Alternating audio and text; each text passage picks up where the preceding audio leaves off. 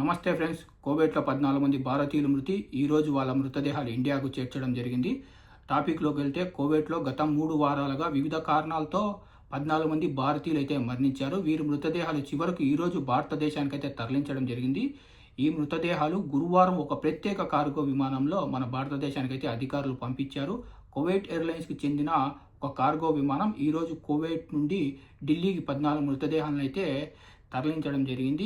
ఈ మృతదేహాలు ఆలస్యంగా భారతదేశానికి తరలించడానికి ముఖ్య కారణం గల్ఫ్ దేశాల్లో ఉన్న యుద్ధ వాతావరణ పరిస్థితుల కారణంగా ఫిబ్రవరి 28 నుంచి ఎయిర్పోర్ట్లు క్లోజ్లో ఉండడంతో ఈ మృతదేహాలను పంపించడానికి ఆలస్యమైందని అధికారులు అయితే తెలిపారు. ఇంకా ఢిల్లీకి చేరుకున్న తర్వాత అక్కడి నుంచి ఈ మృతదేహాలు ఢిల్లీ, ముంబై, కొచ్చి, హైదరాబాద్, పూణేకు చేర్చనున్నారు. అక్కడి నుంచి ఈ మృతదేహాల బంధువులు ఈ మృతదేహాలను తీసుకుని వాళ్ళ సొంత స్థలాలకైతే వెళ్ళనున్నారు.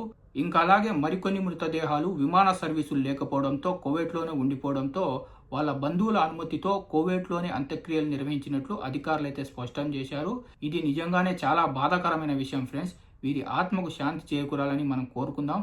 చూడండి, గల్ఫ్ దేశాల్లోకి వచ్చి ఇక్కడ చనిపోయి చివరకు మృతదేహాలు ఇంటికి వెళ్ళాలన్నా ఇలాంటి పరిస్థితుల్లో చాలా కష్టము. అందుకే మన తెలుగు వాళ్ళు జాగ్రత్తగా ఉండండి.